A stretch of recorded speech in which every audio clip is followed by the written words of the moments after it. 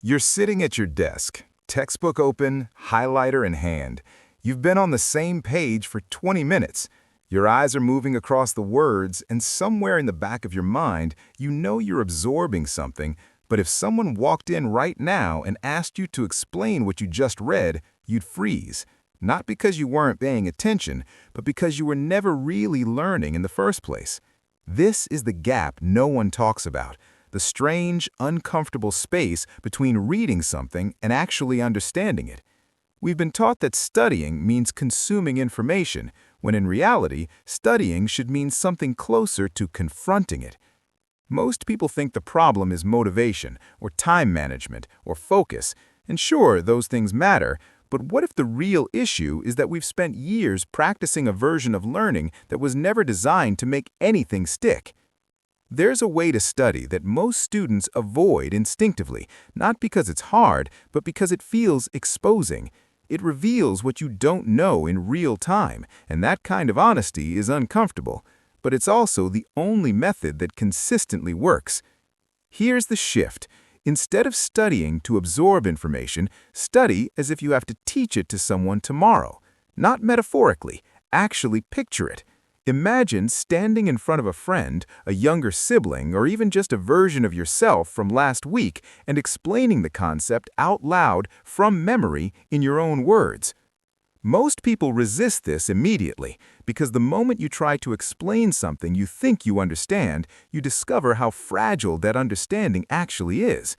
You stumble, you backtrack, you realize you've been relying on the comfort of recognition, not the clarity of comprehension. And that's the point. This isn't the same as memorizing. Memorizing is what happens when you read something over and over until your brain accepts it as familiar. It's a passive relationship with information. Teaching, even to an imaginary audience, forces your brain into a completely different mode.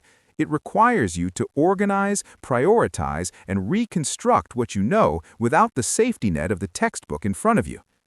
Psychologists call this active recall, but that phrase doesn't capture what's really happening. When you try to retrieve information from memory rather than simply reviewing it, you're not just strengthening neural pathways, you're testing the integrity of your understanding in real conditions.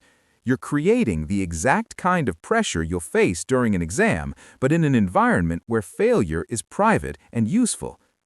The physicist Richard Feynman used to do this instinctively. He had a technique that was deceptively simple. Take a blank sheet of paper, write the name of the concept you're trying to learn at the top. Then explain it as if you're teaching it to someone with no background in the subject. When you get stuck, that's not a failure. That's the map showing you exactly where the gaps are. Go back to the material, fill the gap, try again. What makes this uncomfortable is that it denies you the illusion of competence. Highlighting a sentence feels productive. Rereading a chapter feels like progress, but when you close the book and try to explain the concept from scratch, the illusion collapses. And most people interpret that collapse as evidence they're not smart enough, when really it's just evidence they've been studying the wrong way. There's something almost cultural about this resistance. We've been conditioned to treat learning as consumption. Attend the lecture, read the chapter, watch the video. The assumption is that if you put in enough hours of passive exposure, understanding will eventually crystallize on its own. But the brain doesn't work like that. The brain learns through retrieval, through effort, through the slightly painful process of pulling something out of memory and discovering whether it's actually there. Think of it this way. When you read something, you're borrowing someone else's organizational structure. The textbook has already done the work of arranging ideas in a logical sequence. Your brain follows along, nodding in agreement, feeling like it understands. But understanding someone else's explanation is not the same as being able to generate your own. That only happens when you have to rebuild the concept from the ground up, in your own words, using your own examples.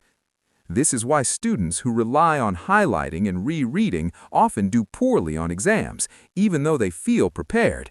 They've spent hours with the material, they recognize it, but they've never actually practiced doing the thing the exam requires, which is retrieving and reconstructing knowledge independently.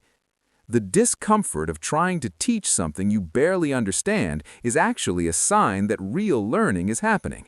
Cognitive psychologists call this desirable difficulty. The brain doesn't strengthen pathways through ease, it strengthens them through strain.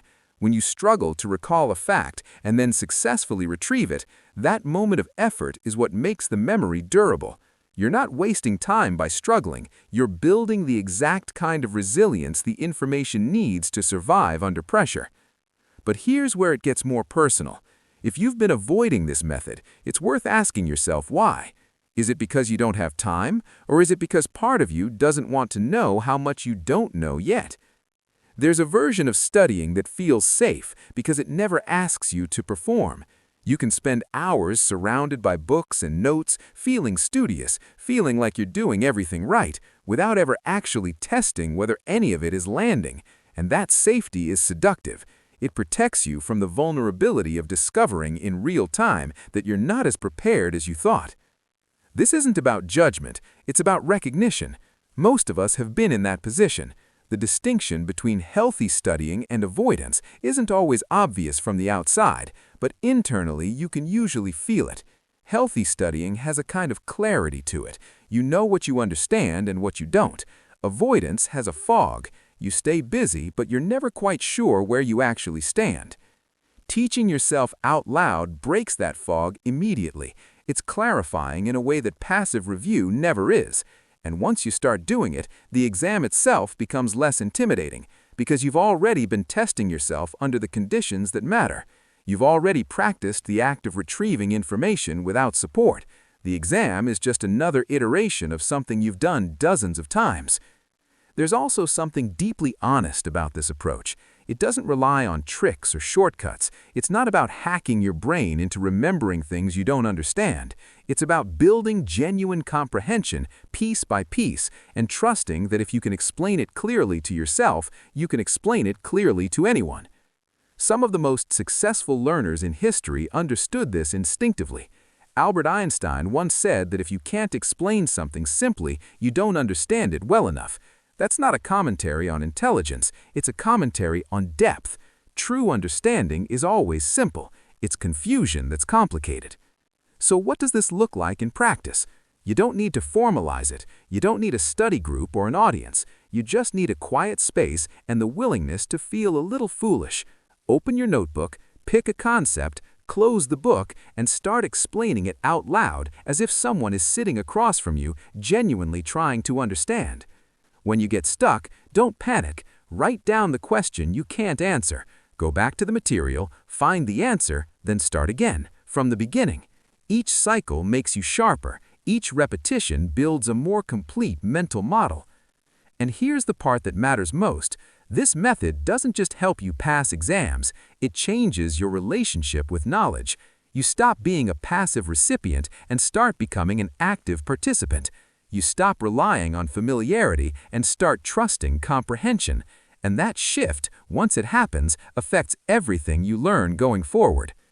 The truth is, most study techniques are designed to make you feel productive.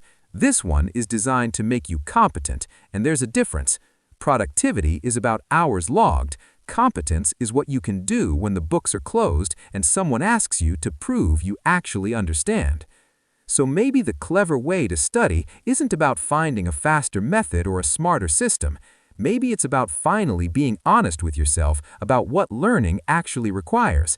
Not passive exposure, not endless review, but the uncomfortable, clarifying act of teaching yourself what you think you already know. And once you see that clearly, studying stops feeling like something you endure and starts feeling like something you trust. If this interested, the next video explores why we avoid difficult conversations with ourselves and how that avoidance shows up in places we don't expect. And after that, we'll talk about the strange relationship between clarity and discomfort and why the most useful insights often feel wrong at first.